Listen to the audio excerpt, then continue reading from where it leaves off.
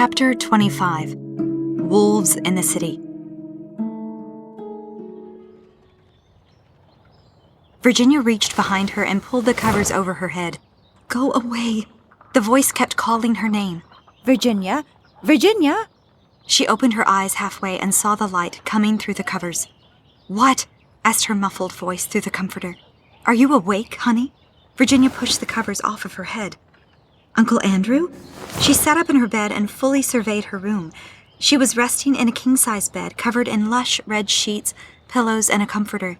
It had 4 posts that rose to the ceiling, suspending a canopy with curtains that cascaded down and fastened around the wooden posts. The headboard was flush against the back wall and centered between 2 windows on either side. Under each window was an antique nightstand that matched the bed frame. She looked over at the nightstand to her right and saw the candle from the previous night and the poem Charles had given her resting on top. Leaning up against its base was Aurora and her backpack. At the foot of the bed was a large wooden chest Virginia thought to have been from a pirate ship.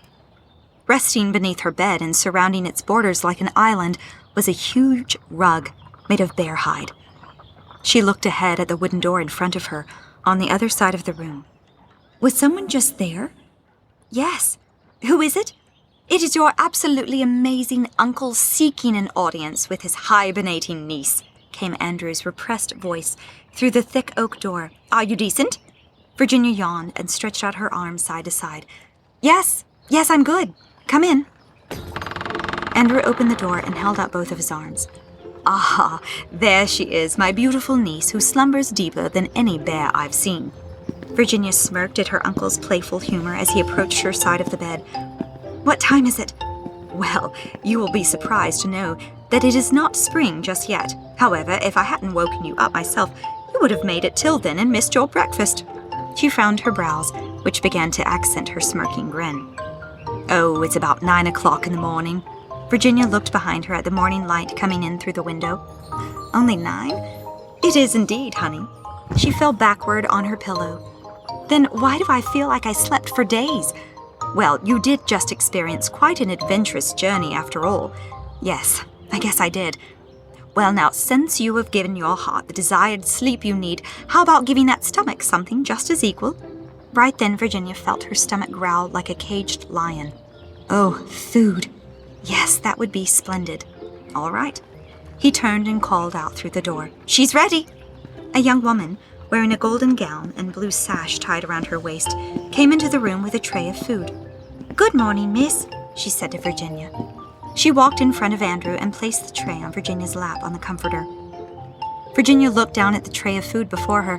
There was bread, cheese, grapes, mango, strawberries, a small dish of honey, and a glass of juice that she thought to be either pineapple or orange juice. "Good morning," said Virginia in a stunned voice. "And here you go, miss," said the maid, resting a white cloth beside Virginia. "Thank you," said Virginia. "This is wonderful." The maid curtsied and walked back out the door. "Well, go ahead," said Andrew. "Eat up." Virginia reached down and picked off a few of the grapes from their stems, but stopped before she placed them in her mouth and looked up at her uncle. "Uncle Andrew," she said, "may I ask you something?" "Why, of course." She sat more upright and placed the pillows behind her for support. "You knew that something was after me, didn't you?" "I'm sorry?" "Back home, before I ever came into this place, you knew that there was something that was trying to kill me. That's why you suggested to Aunt Elizabeth that I come to live with you for a while, wasn't it? To see if there was really something hunting me?" Andrew took a deep breath through his nose and let it back out the same way. Reaching behind, he pulled up a chair and sat beside the bed. "None of us knew exactly for sure, Virginia," he began. "But yes, while I never vocalized the full reason for why you should come to live with me, I believed they would come for you next." "And my parents?" "I'm not sure, honey. Like I said yesterday, your parents were close to discovering the world of Alaythia." Andrew shook his head, confused. "There are so many factors at play here, so many parameters to be considered. Nevertheless, they all work in line together. The reason the star appeared was because the timing of the prophecy had finally begun." He held his hand out as if to mark each point on an invisible timeline between them. "It appears that their discovery of Alaythia marked the start of Cohen's return to Alaythia. If they had not discovered it, then you would not be here. At least, that's my guess. Either way, the star appeared in the sky, Our enemies saw it, remembered what it meant, and then made their next move to ensure it would not come to pass. Andrew pulled his hand back and shook his head, even more confused. I'm not entirely sure, dear one. They may have simply been at the wrong place at the wrong time. I believe that they came for you, but found your parents instead. She gritted her teeth behind her tightened lips, trying to hold back her tears. Why? I don't know all of the whys, honey. She stared out into space. My parents died because of me, because of some stupid prophecy? No, honey. Your parents died because monstrous men murdered them. Monstrous men, she said, shaking her head side to side. Their leader was Dark Cry, wasn't he? You're sure he was the one who led the attack against my parents that night? Andrew drew a deep breath through his nose and let it out slowly. Yes, he was. Virginia took a sip of her drink, followed by eating the few grapes she had been holding in her hands. The same fear that fell upon her in the woods days ago found her again. Andrew leaned in enough to study his niece's emotions. You've seen him face to face, haven't you? Virginia's hands twitched, and the last few grapes fell from her hands and landed on the tray. Her face and hands began to shake. Andrew leaned back. He found his answer. He cannot get you here, honey. She looked her uncle in the eyes. How do you know? Have you seen what he can do? Yes, I have seen what he can do, but there is more to this than you know. She held her hands together, forbidding them to shake. What's that? Andrew leaned in close again. He's more afraid of you than you are of him. Virginia was about to call her uncle a liar, but held her peace. That's not what he expressed when he tried to kill me. Andrew pulled the chair closer to the bed. Virginia, if you can, please tell me what happened over the past few days. Virginia took a deep breath through her nose, followed by a sip of her mysterious juice drink. Might as well. He and his pack, I guess you would call them, attacked us more than once. The first time was when we were at school. We? Yes, Charles and I. She took another sip of her juice and placed the cup on the nightstand. One of them was Dark Cry. Mr. Jefferson called for me over the loudspeakers to come to the principal's office, and Charles came with me to see if he could help in any way. Why did Jefferson call you to the office? I don't know. We never made it there. Before we could go down the hallway that led to his office, 2 police officers were standing in the way. And the other, Alaythia? Virginia nodded her head. Yes, it was. She could see from her uncle's facial expressions becoming more alert and focused, like a warrior on a battlefield. Go on. Well, Charles took my hand and held me back from walking. I didn't know why, but then I heard this wild, crazy, deadly yell coming down the hall. Charles yelled for me to run, and then he pulled me down the hall in the opposite direction. Gunshots were fired, kids were screaming. All I knew was to run and follow Charles. He took me into the woods. But Dark Cry, Alaythia, and a couple of others pursued us further into the woods. I was shot in the leg, and Charles... She smirked as her cheeks blushed. He helped me the rest of the way. She saw her uncle out of the corner of her eye, giving a little smirk of his own. And just how did Romeo and Juliet escape? He inquired. She rolled her eyes and shook her head. However, her cheeks continued to blush. We made it to the gate, which brought us to Alaythia. Charles took me to a tribe called the Naomi, where I was healed miraculously. She pulled her leg out from underneath the blankets, rolled up her pant leg, and pointed to the scars on either side of her calf muscle. Look, see? Here is where the bullet went in, and here is where it went out. She placed her leg back underneath the covers. I got really sick and feverish because of the wound, but when we went to the Naomi, the chief took me to a tent that was used for healing. I thought it was going to be some kind of small tribal hospital, but when I got inside, the people inside began to stretch out their hands towards me like this, and then they began to speak in another language, and then these doves came and laid their wings upon my leg. By morning, I was healed completely. It was so unusual, yet cool at the same time, Uncle Andrew. Sounds like it was quite an amazing adventure. Oh yes, and it was just the beginning. What happened next? You said that you were attacked more than once. When was it the next time? Virginia looked in front of her bed again, collecting her thoughts. Well, she began, we left from the Naomi with the Naomian guide named Kicking Deer. We were just a few miles away from the Great Canyon, and it was early one morning when I woke up to a sound. I saw Kicking Deer sleeping in his hammock, but Charles was nowhere in sight. They were in the habit of rotating shifts, so it was no surprise that he was not there. But another sound emitted from the woods behind me. I went to go see what it was, and then her eyes widened as if she had seen it again. Uncle Andrew, I don't know how to describe it. Charles was on his knees, speaking in another language, when two giant wings grew out of his back. He placed them before his face, and then a man appeared. But he wasn't just a man. He was something far greater. He had a bushy beard. His eyes were like on fire. His smile was warm and soothing. He held an iron scepter in his hand. Uncle Andrew, I was surrounded by bushes and tall grass, but he somehow spotted me, because he looked directly into my eyes. Then he smiled at me, and when he did, my heart felt like it was held gently by warmth and love. I became nervous, so I walked back to the camp. That was when Kicking Deer went into the woods to look for something that he had heard too, but it was in another direction from Charles and the other person. Not long after he walked into the darkness of the woods, a growling bark roared from within the thicket. Kicking Deer was a strong, stubborn, and fearless kind of guy. I thought nothing could overcome him in a fight, but that night when I heard him cry out in terror, she paused and drew a deep breath. He eventually stopped yelling. I was alone at the campsite with nothing more than a little dim campfire flickering in the early morning darkness. Her enthusiasm began to cower as she replayed the next part. She clenched her teeth and took a deep breath through her nose. That's when I saw him, she began. I saw a pair of green eyes look at me from the darkness. Slowly, a shadowy figure on 4 legs began to walk towards me out of the night. He was huge, like the size of one of your bulls on your ranch, Uncle Andrew. He was formed like a wolf, but his paws, though they looked like paws instead of the short, less threatening nails that most dogs and wolves have on their feet, this one had some that were about 4 inches long, covered in blood. Did he speak to you? Asked Andrew. Yes, he did, answered Virginia. He told me that running would be useless. He then leaped over the fire to attack me, but she looked down at her plate and away from her uncle as a red blush coated her cheeks. And what? Asked Andrew, slightly impatient. What happened next? Charles saved me. She turned her face just a little more away from her uncle. Don't let him see your face. You know how he'll respond. She tried to shake off her emotions enough to where she could continue talking. Feeling ready, she turned back to continue talking to her uncle, only to find that he had the same smirking grin on his face. She rolled her eyes, released her detained laughter, and hid her face in her hands. Quit it!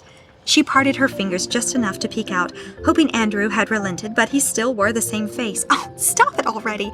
I can't talk when you give me that look. What look? Pondered Andrew. She pointed at him with one of her hands while keeping the other over her face. That look. What? Why, this is my normal face that I have all the time. When my niece talks about Charles, of course. She threw her hands down and shook her head, no longer hiding her feelings about Charles from her uncle. Oh, who cares? You've got to stop that. I'll never get through this. Andrew rested his chin on top of both of his hands. Okay. Continue. Thank you. She stared up at the ceiling. Where was I again? That old smirk immediately returned to Andrew's face. Why, you were talking about Charles. How could you forget? Virginia tightened her lips, trying to hold back her blush once more. Quit it! Andrew lowered his head, letting out his long, held-back, teasing laughter. Okay, I'm sorry. Go ahead, I'm listening.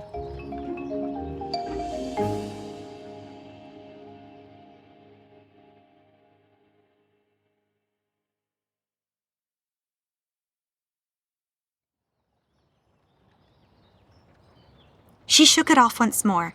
Anyway, before the wolf could touch me, a white burst of light fell like a comet out of the sky. It hit the ground like a bolt of lightning and crashed like thunder. I fell to the ground, and the wolf was sent flying backward in the direction from which it leaped. I looked up and saw Charles standing over me. Darkcry howled into the night, and more wolves came. They were the same size as him. Charles told me to place my arms around him and to hold on tight. There was a flash of light, as if another lightning bolt had struck the ground. Before I knew what was happening, Charles and I were flying through the woods, dodging trees and the forest phantoms that chased after us. So many things happened. Eventually, Charles and I had to part ways. Why? Well, there was this big, huge monster. I don't know what it was called, but Charles said that it was after me. He told me to keep running ahead while he stayed back and fought it. Did it have a tail and big black eyes? Yes. How did you know? They are called locktigons. They are species of a troll that's as strong as 100 bulls. Only those of Skalgal Murrets, who know the languages of the darkness, can speak their tongue and wake them up from their slumber. Once they are awakened, they will not go back to sleep until they have killed the one responsible for waking them. But we didn't wake it. Then someone must have awakened it and told it to attack you. Only those of Skalgal Murrets know of the languages of the darkness and practice their divine arts. Darkrai would never have awakened such a beast. He probably doesn't even know how. Alaythia must have been amongst them. Either way, my dear, please continue. So you had to run by yourself alone through the woods? Yes, it wasn't too far, but Darkrai eventually caught up with me. It was he and a few more of the same wolves with him. They were about to take me when this tree behind me came to life. Uncle Andrew, it fought for me. It killed 2 of the wolves and swatted the others away, giving me a chance to escape. I made it to the Great Canyon, but Darkrai and the rest of the wolves chased me down and caught me. Then the scariest, creepiest thing happened. This dark cloud surrounded Darkrai, and then he turned into a human before my very eyes. He was an Indian, like Charles. He was big and strong. With one hand, he grabbed my neck and held me out over the edge of the cliff. It was at that moment that 2 most unusual characters appeared to my rescue, Tristan and Nathaniel. Andrew let out a little chuckle. Unusual indeed. If I had to take it, they behaved like children at a candy store when they fought. Virginia laughed. Exactly like that. They seemed fearless. Nathaniel in particular was the one who had the most exciting laughter while fighting, and yes, just like a kid at a candy store. What happened next? The monster came out of the forest, and then all the wolves ran away in fear. The monster came charging down the road toward me, but Nathaniel and Tristan attacked the monster. I looked up and saw something like a star falling from the sky like a meteor, striking the monster in the back. The Lockjagon fell to the ground dead, and kneeling upon its back was Charles, his sword driven into the beast's spine. And that was the last time you saw Darkrai? Well, actually no. He stood above us upon the mountainside. He didn't look at me, though. He was looking at Charles, and Charles stared back at him. It was really unusual. Charles walked towards him, but Darkrai walked away, out of sight. How did he do? What do you mean? I mean, how did Charles do when he stood between you and Darkrai, and how did he do when they stared at each other on the mountainside? Virginia thought for a moment. Okay, I guess. The whole thing was curious for sure, but that was all. Did Darkrai blame Charles for anything? If so, how did Charles respond? Virginia thought for a moment and shook her head. No, not that I could recall. Andrew stared off into the corners of his eyes. Good. Why do you ask? Andrew broke free from thinking deep in his mind and returned to Virginia. What, my dear? I asked you why you wanted to know about Charles and Darkrai. Oh, nothing, dear one, nothing. Yes, there is. It's written all over your face. What is it? Andrew took a deep breath through his nose. Has Charles told you anything about Darkrai and him? No. He has been very secretive this whole time, actually. I know very little about him. It's best that you ask him, then. It would not be right for me to share something personal about another without their permission. Frustrated, Virginia fell back onto her pillows behind her and slapped both hands on either side of the bed. Uncle Andrew, you don't understand. He won't tell me. He has told me very little about himself. It's as if he knows everything about me, and I know nothing about him. He's just playing it carefully, honey. There is more to this picture than you know. Something is about to be revealed to you, something beyond your wildest dreams. When that day comes, I feel that it may be sooner than you think. You will know why he has chosen to keep silent about certain things. For now, concerning the topic of him and Darkrai, I would say that it is a different subject. If you truly want to know more about the 2 of them, I would ask. But do be careful, dear one. It is a very tender subject, a past that is very difficult for Charles to bear. She turned her head and looked at her uncle with a new understanding. What do you mean? Just ask him, dear one, and be very tender when you do ask him. There was a knock on the door, followed by Daniel's voice coming through the door. Is the young troll awake from her slumber? Yes, said Andrew, rising to his feet. She is indeed. Well, when she has finished with her breakfast, we can begin our next lesson together, in the library.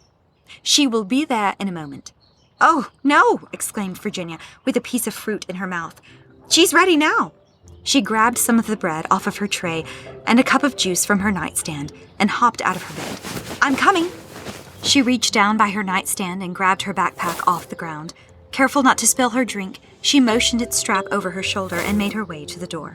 "Hold on, you," said Andrew, reaching past her. "Let me get that for you." He grabbed the door handle and opened the big oak door. Standing on the other side was Daniel, pushing his reading glasses up against his face. "Are you ready?" he asked. "More than you can know," she said, taking a bite of the bread. "Where's your sword?" Virginia looked behind her, hoping to find Aurora leaning up against the nightstand, but found her uncle holding it out for her to grab. "Just like back home with your shoes," he teased. "That was only once," she said with her mouth full. "Nope," said Andrew, raising her hiking boots in his other hand. "Twice now." Virginia looked down and saw only socks on her feet. Oh. She looked at both hands, trying to see if there was a way she could carry both her cup and breakfast in one hand. I'll follow you," said Andrew. She swallowed her food in one big gulp. "Oh, thank you." Virginia looked past her uncle briefly, noticing Charles's poem still on her nightstand.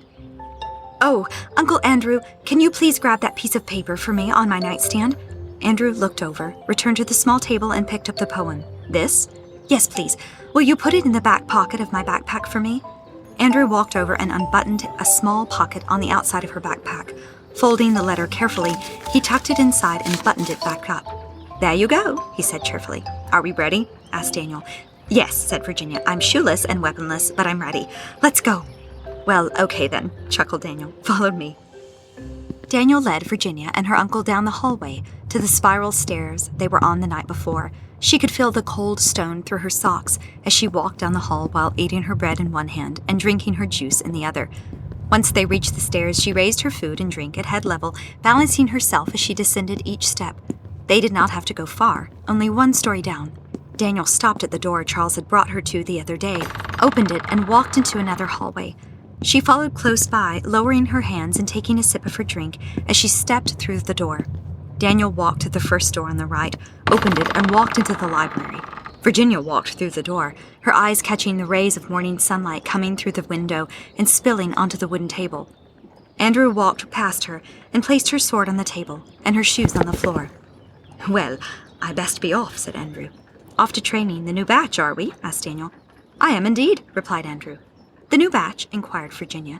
"The new batch of warriors," answered Andrew. "My primary task here in the city of Gaal is to raise and train the new batch of warriors in the art of combat in both offense and defense." "Is that at the training center where you pointed out to me last night?" she asked. "Precisely." She turned to look at Daniel. "Will we be able to go there today?" "Oh, I believe we shall." Andrew bowed his head. "I must be off. My students will be waiting for me. They must be tired of Charles warming them up by now." "Charles trains there too?" she asked. "Yes, he helps me train the new ones coming up and trains with me one-on-one." Virginia smiled. "No wonder Charles said that." "What?" inquired Andrew.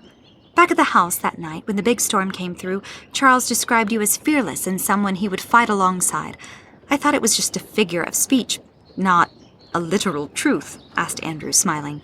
Virginia tried to think of another way of putting it, but eventually nodded. "Yeah, something like that." Andrew shrugged his shoulders in a rolling motion, stretched out his arms, and pulled them in for a bicep curl. "Well, honey, don't let looks deceive you. After all, I might not look like it at first glance, but this old man still has it." Virginia smirked and shook her head. "Oh, of course, and may doubt never persuade me again." Andrew placed his hands on his hips. "Well, I must be off. Both of you have a splendid time, and we hope to see you later in the day." Andrew walked out the door, closing it behind him. "Well, my dear," said Daniel, "what would you like to talk about today?" Virginia turned around and saw Daniel standing at the end of the table, his fingers laced together and hanging down in front of him. She took a deep breath and let it out slowly. "What can you tell me about the tribes of the southern woods of Earth Stars?" Daniel raised his brows. "Oh, I can tell you anything you'd like. Come and sit here, and I will collect the materials needed." Virginia sat on the wooden bench where she had sat last night. She placed her cup on the table and slid her backpack off onto the bench beside her. Eating the last bit of bread left in her hands, she watched Daniel as he began pulling books and scrolls off the shelves. "This is it," she whispered to herself. "This is where I find out if my suspicions are correct about him."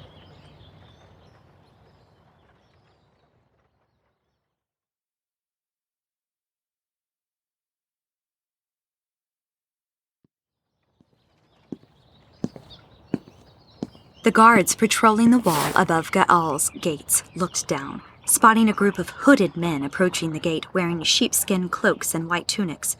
"Who goes there?" shouted one of the guards. One of the men raised his hands and looked up at the guards. "Please, help us. We are from the south. Our village was attacked by pirates from the coastline. We seek shelter and to speak with your lord." The guard looked on the other side of the tower down below and into the city. "Open the gates and get someone for help."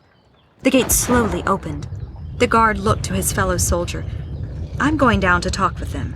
Stay here and be on the lookout in case this is an ambush." The guard walked down the wall, stepped through the guard tower door, and into a stone-laid spiral staircase illuminated by torches. He walked down the steps and exited a door on the bottom floor. Outside, he saw the shepherds walking through the gate. "Welcome," he said. "My name is Julian. I'm the captain of the guard tower." Captain Julian motioned his hand to a single-story stone building behind him. "Please follow me. We want to hear about everything that has happened." The shepherds followed Captain Julian as he escorted them through the door of the small building. The complex was small, a single room with no windows and only a back door as a secondary entrance. The sides of the room had clay water jars arranged here and there. By the front door was a desk with a few fountain pens and loose papers stationed on its surface, and in the center of the room was a table with benches for seating on either side. The last of the shepherds stepped through the threshold. A few soldiers followed behind them and closed the door. Captain Julian grabbed a fountain pen and a few pieces of paper off the desk and walked towards the table. "Good man, please, get our guests something." Captain Julian's speech was cut off by a hand wrapping around his mouth from behind. His eyes widened as he felt something slide into his stomach. He looked down and saw a hand holding the hilt of a dagger firmly against his abdomen. Shock overtook his body. With the last ounce of his unparalyzed energy, he fought and tussled against his attacker, but every attempt only danced the blade against his organs. Behind him, Captain Julian heard blades piercing and slicing against flesh. His attacker slowly drew out the dagger's blade and released him. Captain Julian fell to the ground. The room began to grow blurry and cold. He rolled over on his back and turned his head. Beside him rested his men, lying in pools of their own blood. He looked up into the hooded face of his assassin and watched with anger and fear as the man's eyes slowly turned from white to green. One of the other attackers approached the man who stabbed Julian. "My Prince Darkrai," he began. "Shall we hide the bodies?" "No," replied Julian's attacker. "His ships will be here at nightfall. There's no need for us to hide for very long." Darkrai looked down at Julian. Julian glared bitterly back at him, coughing blood through his tightening lips. "Find her," ordered Darkrai, "and when you find her, you know what to do next."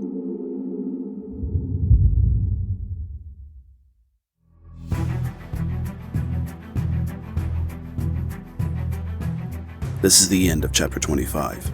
Tune in next Thursday for Chapter 26. If you'd like to listen to the next chapter ad-free ahead of everyone else, then subscribe to Early Access and tune in on Sunday. If you like what you heard, please like and subscribe and share with your friends and family. It really helps the show. We're available on Spotify, Apple Podcasts, and all major podcasting platforms. What Shines with the Dawn was written and created by C. Taylor Eason. Copyright Christian Taylor Eason, 2024.